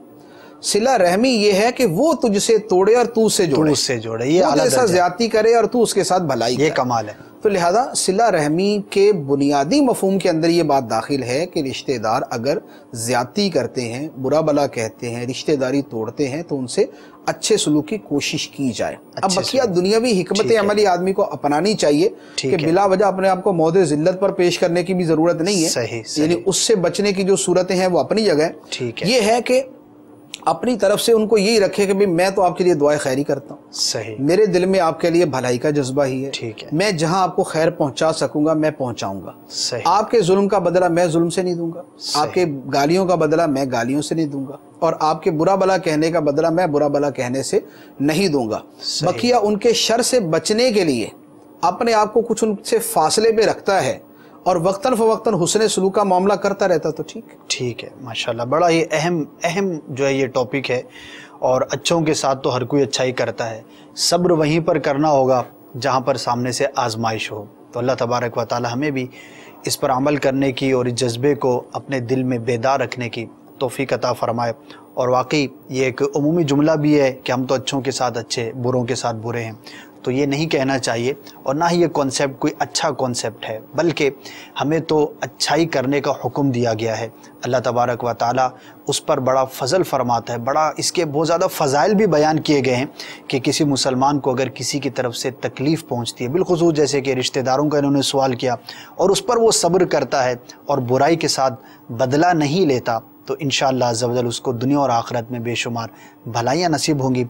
مفتی صاحب، قلبی گناہوں کا تذکرہ ہوا، قلبی برائیوں کا تذکرہ ہوا، ان کے بارے میں معلومات حاصل کرنا، اس کے بارے میں کیا حکم شریعت ہے؟ اس کی کیا اہمیت ہے کہ ان جو گناہوں کا تذکرہ ہوا، خاص طور پر جو دل کے برائیاں ہیں، تو ان کے بارے میں معلومات حاصل کرنا ایک مسلمان کے لیے کتنا اہم ہے؟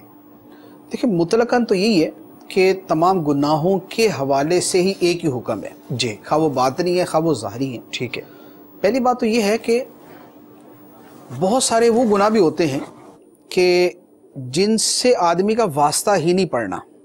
صحیح. مثلا ایک آدمی کے ماں باپ ہی نہیں، بے شک، تو اب ماں باپ کی نافرمانی، صحیح، اس کا محل ان کو نہیں، ایذا پہنچانا یا ان کے ساتھ برا سلوک کرنا یا انہیں اف کہنا، ان کا کوئی محل ہی نہیں ہے. تو لہذا اب اس کے اوپر یہ احکام جاننا ضروری نہیں ہوگا. ٹھیک ہے. ایک آدمی پر حج فرض ہی نہیں ہے اور نہ وہ حج کے لیے جا رہا ہے نہ وہ عمرے کے لیے جا رہا ہے، تو اب جو احرام کی پابندیاں اور احرام میں ہونے والے گناہ ہیں کہ خوشبو لگانا ناجائز ہے، اور جو ہے ناخن تراشنا ناجائز ہے، اور بال کاٹنا ناجائز ہے، اور سلے ہوئے لباس پہننا ناجائز ہے، ان احکام کا سیکھنا، ان گناہوں کے متعلق جاننا اس کے لیے ضروری نہیں. اچھا، اسی طرح ایک آدمی شادی شدہ نہیں ہے تو جو بیوی سے متعلقہ احکام ہیں کہ اس میں گناہ کی بہت ساری صورتیں. ایک آدمی کے بچے نہیں ہیں تو اب بچوں کے حوالے سے جو واجبات ہیں اور ان کا ترک جو گناہ اس کے بارے میں سیکھنا ضروری نہیں. تو لہذا پہلی بات تو یہ وہ گناہ کہ جن کے ساتھ آدمی کا واسطہ ہی نہیں پڑے گا ان کے بارے میں تو جاننا ضروری نہیں. ہاں، جاننا فضیلت ضرور ہے، ٹھیک ہے، ثواب ضرور ہے کہ علم دین ہے، دین کے احکام جاننا، اور جو علم دین کے فضائل ہیں وہ سے سب ملیں گے اس کو. دوسری بات یہ ہے کہ کچھ گناہ وہ ہیں کہ جو واضح طور پہ سب کو ہی پتہ ہے کہ یہ گناہ ہے، ان کے بارے میں کوئی نئے سرے سے معلومات آدمی حاصل نہیں کرے گا. ٹھیک ہے. جیسے چوری ہے. صحیح. چوری کا یہ تو نہیں کہ کسی کو بولے چوری گناہ وہ بولے اچھا چوری گناہ ہے، بہت اچھا یہ آپ نے بتا دیا. تو ایسا نہیں ہے. ڈکیتی ہے، ظلم ہے، قتل ہے، تو یہ نہیں کسی کو بولنا پڑے گا یار ظلم گناہ ہے، وہ بولے یار بہت شکریہ آپ نے بتا دیا مجھے. تو جن چیزوں کے بارے میں سب کو پتہ ہے تو وہ بدیہیات میں سے ہے، وہ گویا معلوم ہی ہے. صحیح، اس کا علم آلریڈی ہے. ہاں، اس میں آگے ایسی کچھ ڈیٹیل ہو سکتی ہے جس سے آدمی غافل ہوتا ہے اور اس کا مرتکب ہو جاتا ہے. صحیح. جیسے مثلا چوری کی آپ کو عرض کروں، چوری کو سارے جانتے ہیں ناجائز ہے، گناہ ہے، بے شک، لیکن مسجد کے اندر جب اپنی چپل چوری ہو جائے تو اس سے ملتی جلتی جو وہاں نظر آئے تو آدمی خود ہی قیاس کر لیتا ہے، یار وہ لگتا ہے چور میری لے گیا اور یہ چھوڑ گیا، تو یہ بھی کیا چوری ہے؟ یہ بھی چوری ہے. یعنی وہ چوری کی ایک فقہی تعریف ہے، وہ تو نہیں ہے کہ وہ چھپ کر ہو اور یہ وہ نہیں ہے، لیکن عمومی اعتبار گناہ کے اعتبار سے اس پر وہ چیزیں. بڑا مسئلہ ہے مفتی صاحب، وہ مطلب بالکل علامت اس کی ویسی ہے، ماڈل بھی ہوئی ہے، سب کچھ وہی ہے، تو بھائی دوسرا بھی تو وہ ماڈل استعمال کر سکتا ہے. یعنی اگر آپ نے ایک کمپنی کی چپل خریدی ہے مہنگی، کوئی دوسرا بھی تو خرید سکتا ہے، ضروری نہیں تو کہ آپ ہی نے دنیا میں خریدی ہوئی ہے. وہ ایک آدھ صورت ہے جس میں اس طرح کی زیادہ، لیکن وہ بڑی بڑی صورت ہوتی ہے. ٹھیک ہے، عمومی طور پر اس کی اب حرم شریف کے اندر جیسے ہر مرتبہ حج کے جب بھی بیانات کیے جاتے ہیں، اس کے بارے میں مسائل بیان کیے جاتے ہیں، تو یہ بیان کیا جاتا ہے کہ وہ حرم شریف میں جاتے ہیں لوگ، ایک پہن کے جاتے ہیں، وہ نہیں ملتی دوسری پہن کے آ جاتے ہیں اور گناہ کی طرف توجہ نہیں ہوتی. تو اب یہ ہے چوری کی صورت، صحیح، لیکن اور یہ ہے گناہ، لیکن اس کے بارے میں معلومات نہیں. تو بعض اوقات یہ ہو سکتا ہے کہ کسی بڑے گناہ کی آگے جو تفصیلات ہیں ٹھیک ہے، ان کے بارے میں معلومات نہ ہوں. صحیح. اچھا، یہ سب کو پتہ ہے یتیم کا مال کھانا حرام ہے، بے شک سب کو پتہ ہی ہے، لیکن ایک شخص فوت ہوتا ہے اور اس کے چھوٹے چھوٹے بچے ہوتے ہیں، مال وراثت سے اس کے سوئم کا ختم کیا جاتا ہے، اس کے چہلم کا ختم کیا جاتا ہے. صحیح. اب یہ سوئم کا ختم، چہلم کا ختم جو ہے یہ ایک نفلی یعنی صدقہ ہے. ٹھیک ہے، نفلی صدقات ہیں. اب فی نفسی ہی سوئم جائز ہے، چہلم جائز ہے، ثواب کا کام ہے، ایصال ثواب ہے، لیکن یتیم کے مال سے کرنا یہ گناہ ہے، یہ ناجائز ہے. اور وہاں جس نے کھایا، یتیم کے مال کا پکا ہوا کھانا جس نے کھایا، تو یتیم تو اجازت بھی دے تو نہیں دے سکتا، یعنی یتیم نابالغ ہوتا ہے صحیح، تو وہ اجازت بھی نہیں دے سکتا. تو اب جو اس کا مال کھایا، یہ کھایا یتیم کا مال ہے. اچھا، اور یہ آئے گا اسی وعید کے اندر کہ جس نے یتیم کا مال کھایا. صحیح صحیح. تو اب یہ اس میں تو ہے لیکن اس کی طرف توجہ نہیں ہے. تو اب ایک ہیڈنگ کا تو پتا تھا، عنوان کا پتا تھا کہ یتیم کا مال کھانا حرام، لیکن اس کی ان ڈیٹیل کے اندر جب جاتے ہیں تو نہیں پتا ہوتا. تو اب اس کا جاننا ضروری ہے. ٹھیک ہے. پھر اسی طرح بہت سارے وہ گناہ ہیں جن کی تفصیلات جانے بغیر آدمی ان سے بچ ہی نہیں سکتا. جیسے کاروبار ہے. صحیح. کاروبار کے اندر کچھ چیزیں وہ ہیں جنہیں آدمی واضح طور پہ جانتا ہے، یار دھوکہ دینا ناجائز، بے شک، جھوٹ بولنا ناجائز، دھوکے سے جو ہے نا وہ یعنی خیانت کرنا ناجائز، ملاوٹ اتنی کر دینا کہ ایسی کو ملاوٹ ہوتی ہی نہیں، خلاف عرف جسے کہتے ہیں، ایسی ملاوٹ کر دینا ناجائز، یا مضر اشیاء اس کے اندر ڈال کر بیچنا، یہ ناجائز. اب ان کا جو ہے ان کا سب کو پتہ ہوتا ہے، لیکن اس کے علاوہ بھی شریعت کے بہت سارے احکام ہیں. ٹھیک ہے. جن کو عقود فاسدہ کہا جاتا ہے، یعنی ایسے ایگریمنٹ کہ جس کے اندر شرعی اعتبار سے کوئی فساد پیدا ہو گیا. وہ تفصیلات سب کو پتہ نہیں ہوتی، لہذا اب جو تاجر ہے اس پر ضروری ہے کہ وہ شرعی مسائل سیکھے. اگر نہیں سیکھے گا تو گناہوں میں پڑے گا. تو اب یہ وہ گناہ ہو گئے کہ جن کی معلومات حاصل کرنا ضروری ہے، جن کا علم حاصل کرنا ضروری ہے. اسی طرح باطنی گناہوں کو لے لیں. باطنی گناہوں کے اندر تو یوں کہہ لیں کہ 90% اسی طرح کی چیزیں ہیں کہ جن کے بارے میں معلومات بھی نہیں کے ساتھ دیکھنا پڑیں گے، یعنی لوگ ریاکاری کرتے ہیں نا. اگر ان کو یہ کہا جائے کہ آپ یار اپنے نیم پلیٹ نہ لگائیں اس کے اوپر، اپنے نام کی تختی نہ لگائیں اس کے اوپر، وہ کہتے کیوں نہ لگاؤں، یار میں نے تو کیا ہے. صحیح. یعنی ان کو یہ سینس ہی نہیں ہوتا کہ یار جب میں نے ہی یہ کام کیا ہے، میرے ہی نام کی تختی لگ رہی ہے، لوگ میرے اسی کام پر تعریف کر رہے ہیں جو میں نے کیا ہوا ہے، تو کیوں نہ کریں لوگ. صحیح. اور میں کیوں نہ اس کے اوپر خوش ہوں. تو حالانکہ وہ خوشی بہت مرتبہ وہ حب جا میں ہوتی ہے. ٹھیک ہے. وہ لوگوں کی تعریف جو ہے بہت مرتبہ اس کی حب جا کی تسکین کا ذریعہ بن رہی ہوتی ہے، اور اس کا اپنی واہ کروانے کے لیے تختی لگانا ریاکاری میں داخل ہو رہا ہوتا ہے. لیکن وہ یہ کہہ رہا ہوتا ہے کہ یار اس میں کیا ہے. اچھا، غیبت کے بارے میں تو تقریباً آپ نے اکثر دیکھا ہوگا، غیبت کرتے ہیں لوگ، کسی کو کہا جائے نا یار آپ نے تو غیبت کر دی، غیبت تھوڑی کی ہے. ارے بھائی اس کی برائی موجود ہے اس میں کچھ جھوٹ تھوڑی بول رہا ہوں، میں سچ بول رہا ہوں. تو اب وہ سمجھ ہی یہ رہا ہے کہ غیبت وہ ہے کہ جو اس کے اندر عیب نہ ہو وہ بیان کیا جائے، حالانکہ غیبت اس عیب کا بیان کرنا جو موجود ہو، جو موجود نہیں ہے اس کا بیان کرنا تہمت میں آ جاتا ہے. یا بعض اوقات کیا ہوتا ہے، غیبت سے منع کرے نا، وہ بولے کہ یہ غیبت ہے، کہ بھائی میں اس کے منہ پہ کہنے کو بھی تیار ہوں. اپنے وہ یہ سمجھتے ہیں کہ اگر میں کسی کے منہ پر بھی ایک بات کہہ سکتا ہوں، اب اگر وہ برائی میں نے پس پشت بیان کی تو وہ غیبت نہیں، حالانکہ وہ منہ پر بیان کر کے جو ایذا پہنچائی وہ ڈبل گناہ ہے. صحیح. اور پس پشت جو اس کی موجود برائی بیان کی وہ غیبت ہے اور وہ گناہ ہے. تو اب یہ معلومات نہ ہونے کی وجہ سے ہوتا ہے کہ آدمی غیبت کر کے بھی کہتا ہے میں غیبت تھوڑی کر رہا ہوں، ریاکاری کر کے بھی بولتا ہے کہ میں ریاکاری تھوڑی کر رہا ہوں، یا لوگوں کو کمتر سمجھ کے ان سے ویسا سلوک کر کے وہ یہ بولتا ہے کہ یار وہ ہیں ہی یہ، میں تکبر تھوڑی کر رہا ہوں، میں تکبر تھوڑی کر رہا ہوں، وہ ہیں ہی میرے نوکر چاکر، میرے ملازم ہیں، وہ ہیں ہی ایسے. صحیح. اب وہ ان کو حقیر سمجھ رہا ہوتا ہے، لیکن اس کو پتہ نہیں ہوتا کہ یہ میں تکبر کر رہا ہوں، یہ میں گناہ کا مرتکب ہو رہا ہوں. تو اب ایسی چیزوں کے اعتبار سے گناہوں کی معلومات کا حاصل کرنا ضروری ہے. تو وہ اس کا وہی طریقہ ہے کہ اس کی جو کتابیں ہیں وہ پڑھے، علماء سے سیکھے، مدنی چینل سے سیکھے، اور جو ذرائع علم حاصل کرنے کے ہیں ان سے وہ گناہوں کی معلومات حاصل ان کریں۔ مثالوں سے مفتی صاحب واقعی ذہن ملتا ہے، اور ناظرین بھی اندازہ لگا رہے ہوں گے کہ بعض اوقات واقعی ایسا ہوتا ہے کہ ہم اپنے آپ کو چند معلومات پر جو وہ اکتفا کر کے مطمئن کر لیتے ہیں کہ مجھے غیبت کے بارے میں معلوم ہے، ریاکاری کے بارے میں معلوم ہے، تکبر کے بارے میں معلوم ہے، اور میں ان برائیوں کے اندر مبتلا نہیں ہوں۔ لیکن حقیقت یہی ہے کہ جب اس کسی غلطی کے بارے میں، گناہ کے بارے میں تفصیل کی طرف جاتے ہیں تو بہت ساری صورتیں ایسی سامنے آتی ہیں کہ یار یہ جو لکھا ہوا ہے یہ تو میرے اندر بھی پایا جاتا ہے، فلاں موقع پر جو ہے نا یہ جو صورت ہے یہ مجھ پر منطبق ہوتی تھی، پھر آنکھیں کھلتی ہیں، پھر بندہ جو ہے واقعی شرمندگی، اگر اللہ تعالیٰ کا فضل جو ہے وہ شامل حال ہو، جس پر کرم ہو، اس کو واقعی شرمندگی محسوس ہو جائے تو سعادت کی بات ہے۔ تو ایسا ہوتا ہے، تو فقط ایک ہیڈنگ کا معلوم ہو جانا، یہ ایک سرسری سا کسی شے کے بارے میں معلومات ہونا کافی نہیں، بلکہ جب ہم نے گناہوں سے بچنا ہے اور ہر صورت سے اپنے آپ کو بچانے کی کوشش کرنی ہے تو اس کے لیے اتنی ہی تفصیلی معلومات بھی حاصل کرنا ہوتے ہیں جس کو یہ سمجھ کے کیا جاتا ہے کہ یہ کرنا ہے۔ جیسے آپ نے دیکھا ہوگا لوگ نماز کے لیے آتے ہیں، جی نماز کے لیے اب ان کے 5-6 ٹخنوں سے نیچے ہوں صحیح تو وہ اس کو اچھی طرح فولڈ کر لیتے ہیں۔ صحیح فرمایا۔ اچھا اگر پینٹ پہنی ہوئی ہے تو اس کو اوپر سے فولڈ نہیں کریں گے تو اس کو نیچے سے موڑ لیں گے۔ صحیح۔ اب اپنی طرف سے یہ سمجھتے ہیں کہ نماز کے اندر چونکہ ٹخنے ننگے رکھنے لہٰذا ان کو اوپر کیا جائے، صحیح، شلوار ہے تو اوپر سے فولڈ کر لیں، پینٹ ہے تو نیچے سے فولڈ کر لیں۔ اب اپنی طرف سے حکم شریعت پر عمل کیا لیکن کیا گناہ، یعنی ٹخنے ننگے کرنے کا نماز میں ہے، سنت ہے کہ ٹخنے ننگے ہونے چاہیے، لیکن یہ جو موڑنا ہے یہ گناہ ہے۔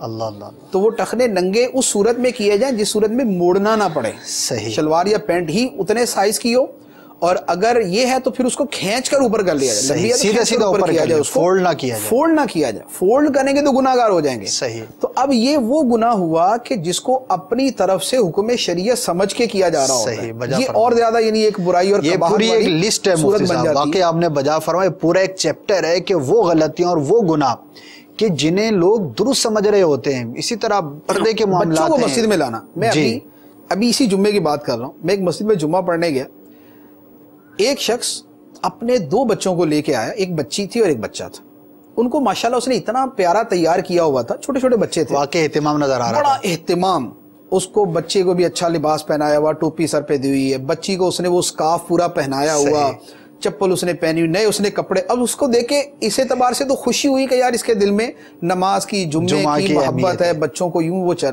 لیکن اب ہوا کیا، جب جماعت شروع ہوئی تو جو بچوں نے کرنا ہوتا ہے، صحیح، اب وہ ایک بچہ شاید 5 سال کا تھا، دوسرا شاید کوئی 3.5 سال کا ہوگا، جو پھر انہوں نے شور کیا اور جو نماز کو خراب کیا۔ اب اتنے چھوٹے بچوں کو مسجد میں لانا جائز نہیں، گناہ ہے۔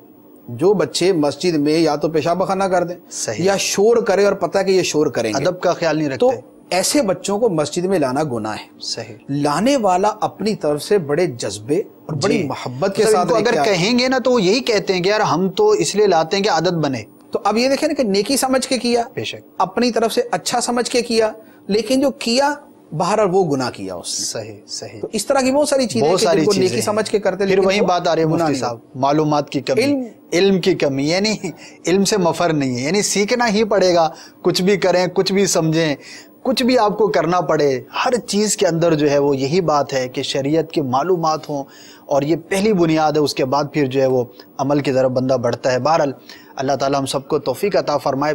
مفتی صاحب وقت بھی مختصر ہے، کافی سوالات رہ گئے، ایک سوال جو ہے وہ میں چاہوں گا کہ مختصر ہی صحیح اس کا جواب بھی ہو جائے۔ ایک ہے خود گناہ کرنا، جس کے بارے میں ہم نے تفصیلی جو ہے وہ گفتگو کو شامل کیا۔ ایک ہوتا ہے کسی کے گناہ پر تعاون کرنا، اس کے بارے میں کیا فرمائیں؟ دیکھیں گناہ پر تعاون کرنا جو ہے، اعلیٰ حضرت علی رحمٰ نے ایک جگہ لکھا ہے کہ دوسرے کو گناہ کرنے کا کہنا یہ گناہ کرنے سے بھی زیادہ سخت ہے، کہ اس میں جرأت زیادہ ہوتی، گناہ کرنے کا کہنے میں جرأت زیادہ ہے۔ اور ویسے گناہ پر مدد کرنا، آیت مبارکہ قرآن پاک کی بالکل واضح ہے، وَلَا تَعَاوَنُوا عَلَى الْإِثْمِ وَالْعُدْوَانِ، گناہ پر اور زیادتی کے کام پر ایک دوسرے کی مدد نہ کرو۔ قرآن پاک کی نص قطعی موجود ہے کہ گناہ پر دوسرے کی مدد کرنے کی اجازت نہیں، گناہ سے روکا جائے گا۔ ایک حدیث میں مارے گا بڑی دلچسپ ہے اس حوالے سے، نبی کریم علیہ الصلوۃ والسلام نے فرمایا کہ انصر اخاک ظالما او مظلوما، اپنے بھائی کی مدد کرو خواہ وہ ظالم ہو یا مظلوم ہو۔ اچھا، صحابہ کرام نے عرض کیا یا رسول اللہ صلی اللہ علیہ وسلم، مظلوم کی تو ہم مدد کریں، ظالم کی بھی مدد کریں؟ صحیح۔ فرمایا کہ ہاں، ظالم کی مدد یہ ہے کہ تم اسے ظلم سے روک دو، سبحان اللہ سبحان کہ یہ اس کی آخرت کے بھلے کے لیے ہے، یہ اس کی مدد ہے۔ ظالم کی مدد یہ ہے ظلم سے روک دو، تو گناہگار کی مدد یہ ہے کہ اسے گناہ سے روک دیا، گناہ سے روک دیا، گناہ کرنے کے اندر مدد کرنا یہ ناجائز و حرام ہے، یہ ناجائز و حرام ہے۔ کتنی پیاری بات، اس سے ان لوگوں کو سبق حاصل کرنا چاہیے جو دوستانے کے اندر ایک دوسرے کی معاملت کر رہے ہوتے ہیں اور اپنے طور پہ سمجھ رہے ہیں کہ میں دوستی کا حق ادا کر رہا ہوں یا اس کے ساتھ بھلائی کر رہا ہوں، اور وہ بھی بیچارہ جو ہے وہ اس کو اپنا دوست سمجھ رہا ہوتا ہے جو اس کی گناہ کے اندر پذیرائی کر رہا ہوتا ہے، اس کی معاونت کر رہا ہوتا ہے، اس کو مزید اسباب جو ہے وہ مہیا کر رہا ہوتا ہے۔ تو کتنی پیاری حدیث پاک ہم نے سنی کہ ظالم کی مدد یہ ہے کہ اس کو ظلم سے روکا جائے، اور اس کی تفصیل میں گناہوں سے روکنا ہی مسلمان کی مدد ہے، نہ کہ گناہ پر تعاون کرنا۔ اللہ تبارک و تعالی ہم سب کو ہر طرح کے ظاہری باطنی امراض سے، گناہوں سے محفوظ رکھے۔ گناہوں کے بارے میں جو ہم نے معلومات یہاں پر حاصل کی اور جو ہم سن کر جو ہے جن کے بارے میں ہمیں بتایا گیا، ان کو پڑھ کر مزید معلومات حاصل کرنے اور ان سے بچنے کی توفیق عطا فرمائے، ہمیں نیک بنائے، نیکیوں پر استقامت عطا فرمائے۔ اور دو باتیں ایک بڑی بنیادی طور پر جو مفتی صاحب نے ارشاد فرمائیں، ایک تو گناہوں کے بارے میں معلومات حاصل کرنا، علم حاصل کرنا، اور دوسرا اس کا سبب جو ہے گناہ سے بچنا۔ ایک بہت بڑی جو مدد کی بات ہے وہ ہے اچھی صحبت اختیار کرنا، اور واقعی جس کو یہ دو چیزیں نصیب ہو جائیں وہ خوش قسمت ہے۔ دعوت اسلامی کے مدنی ماحول سے وابستہ ہو جائیے، مدنی قافلوں میں سفر، ہفتہ وار اجتماعات اور عاشقان رسول کی صحبت انشاءاللہ عز و جل آپ کو گناہوں سے دور رکھنے میں ضرور معاون ثابت ہوگی۔ اللہ تعالیٰ ہم سب کو توفیق خیر عطا فرمائے۔ سلسلے کا وقت جو ہے وہ اختتام کو پہنچا، آئندہ اتوار کو بھی انشاءاللہ ہم حاضر ہوں گے، اور آئندہ جو ہمارا موضوع ہے وہ موقع کی مناسبت سے ہے، کیونکہ قربانی کا جو ہے وہ قربانی کے دنوں کی آمد ہے، دنیا بھر میں مسلمان جو ہے وہ قربانی کی تیاریوں میں ہوں گے، ہمارے ناظرین بھی کچھ خرید چکے ہوں گے تو کچھ قربانی کے جانور کی خریداری میں مصروف ہوں گے۔ آئندہ اتوار کو جو ہمارا موضوع ہے وہ بھی سن لیجئے، وہ ہے قربانی کی حکمتیں، یعنی اسلام میں جو قربانی کرنے کا اس موقع پہ ہمیں حکم ارشاد فرمایا گیا ہے تو اس میں کیا حکمتیں ہیں، کیا برکتیں ہیں، انشاءاللہ عز و جل اس موضوع کو لے کر آپ کے بارگاہ میں حاضر ہوں گے۔ ضرور دیکھیے گا انشاءاللہ عز و جل، مدنی چینل دیکھتے رہیں گے تو اپنی دنیا اور آخرت کو بہتر بنانے کا سامان جو ہے وہ کرتے رہیں گے۔ اللہ کرم ایسا کرے تجھ پہ جہاں میں، اے دعوت اسلامی تیری دھوم مچی ہو، آمین بجاہ النبی الامین صلی اللہ تعالی علیہ وآلہ وسلم۔ صلو علی الحبیب صلی اللہ تعالی علی محمد صلی اللہ تعالی علیہ وآلہ وسلم۔ کھلی اسلام کی آنکھیں ہوا سارا جہاں روشن، کھلی اسلام کی آنکھیں ہوا سارا جہاں روشن، عرب کے چاند صدقے کیا ہی کہنا تیری طلعت کا، عرب کے چاند صدقے کیا ہی کہنا تیری طلعت کا۔